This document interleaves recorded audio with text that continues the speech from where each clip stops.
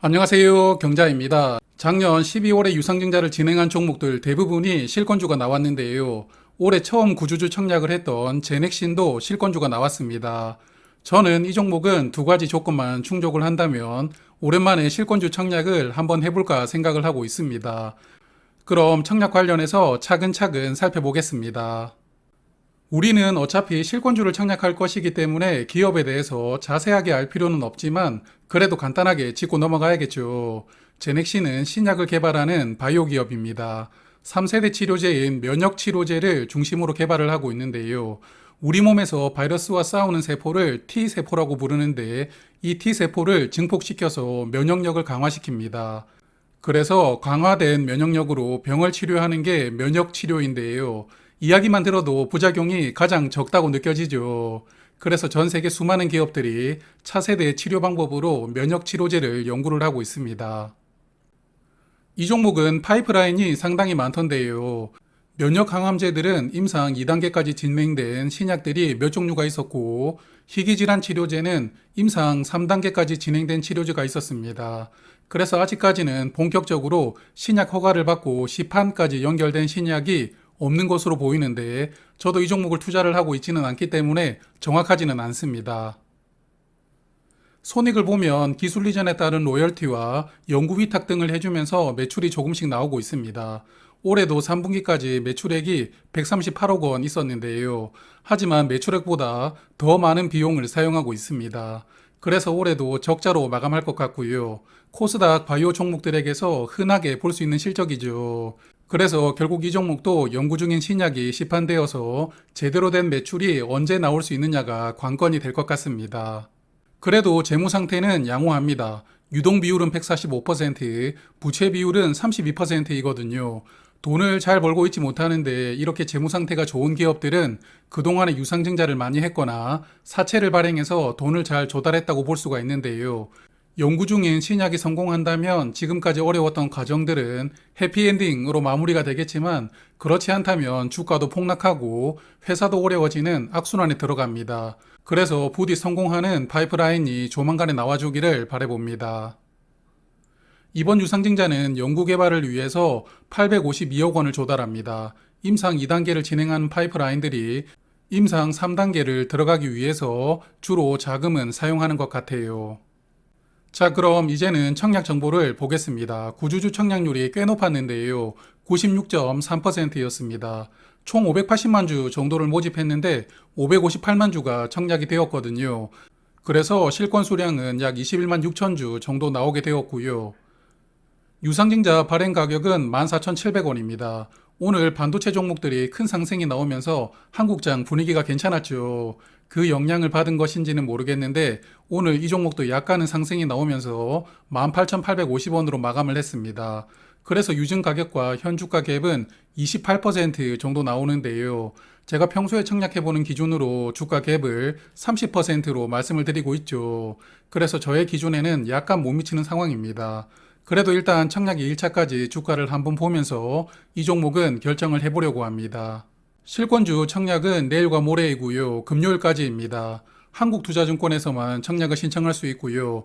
주관사가 나누어져 있지 않으니까 경쟁률을 실시간으로 확인할 수 있는 장점이 있습니다. 그리고 환불일은 다음 주 10일인 화요일입니다. 환불기간이 4일인 청약이니까요. 4일 이자를 따져가면서 청약을 판단해야 될 것 같고요. 그리고 유상증자 신주는 1월 26일에 상장합니다. 그리고 이 종목은 무상증자를 같이 합니다. 요즘에 바이오 종목들 청약률을 높이려고 무상증자를 같이 하는 종목들이 많죠. 무상증자는 약 0.3주가 배정이 됩니다. 그래서 이번 실권주를 청약해서 10주를 배정을 받았다면 무상증자로 2주를 받게 되고요. 나머지 0.99주 이런 소수점은 무상증자 신주가 2월 2일에 상장하는데 그날 종가 기준으로 정산하고 현금으로 계좌에 들어옵니다. 그래서 무상증자는 소수점으로 받아도 손해가 없다는 게 포인트입니다. 그래서 이번 제넥신 실권주 청약은 규모가 31.7억 원 정도 되는데요. 규모가 크지 않고 무상증자를 같이 하기 때문에 무난하게 청약은 완판될 것으로 봅니다. 다만 환불기간이 4일이기 때문에 경쟁률이 얼마나 높을지가 관건이 될 것 같은데요. 만약에 수익이 나오더라도 4일간 파킹 통장 이자보다 적을 수가 있으니까요. 이제 다음 주부터는 공모주 청약도 시작이 되죠. TEMC와 한주 라이트메탈이 1월 10일부터 청약을 시작합니다. 제넥시는 환불일이 1월 10일이기 때문에 환불금으로 공모주를 청약할 수 있는 일정이거든요. 그러므로 서로 일정이 겹치지 않으니까 청약하실 분들은 참고하시길 바라겠습니다. 자, 그럼 몇 가지 데이터를 조금 더 보고 마무리를 할 텐데요. 유상증자는 최대 주주가 얼마나 청약을 참여하느냐가 중요하다고 말씀을 드리고 있습니다. 이 종목은 최대 주주가 약 75% 정도 참여를 한다고 합니다. 저 개인적으로는 100% 참여를 하는 게 이상적이라고 생각을 하지만 50% 이상 참여를 한다면 그래도 양호하다고 생각을 하거든요. 그래서 이 부분은 오케이라고 생각을 하고요. 그리고 화면은 월봉 차트인데요. 주가가 정말 살벌하게 내려왔습니다. 20년도에 무슨 일이 있었는지는 모르겠지만 주가가 폭등을 했는데요. 하지만 정점을 찍고 약 2년 동안은 정말 매달 주가가 쉬지 않고 내려옵니다. 그래서 현재 주가는 고점 대비 89% 하락한 상황인데요. 그래서 이 종목은 유상증자 신주가 상장하는 날에도 기존 주주들은 주식을 정리하기가 쉽지 않은 환경입니다. 대부분이 물려 있을 테니까요. 그래서 이런 부분들은 실권주 청약만 보았을 때는 조금 더 긍정적인 요소라고 생각을 합니다. 그리고 최근에 실권주가 나와서 청약을 했던 5종목 성적표를 한번 정리를 해보았는데요. 제넥신처럼 무상증자를 같이 진행하는 종목들은 주가가 권리락으로 변경이 되기 때문에 비교하기가 좀 어려워서 제외를 했고 그냥 순수하게 유상증자만 진행한 5종목입니다. 일단 가장 최근에 실권주 청약을 했던 코이즈와 KC코트렐은 오늘 권리 매도를 할 수 있는 날이었는데요. KC코트렐은 유증 가격보다 7% 하락해서 마감했고 코이즈는 주가는 오늘 하한가를 갔지만 그래도 오늘 종가가 유증 가격보다는 41% 상승을 했습니다.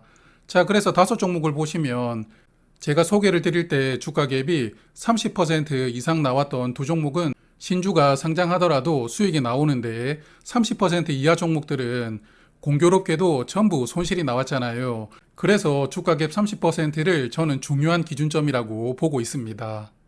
자, 그래서 제넥시는 무상증자까지 같이 진행이 되기 때문에 청약을 한번 해보고 싶다는 생각은 가지고 있는데요.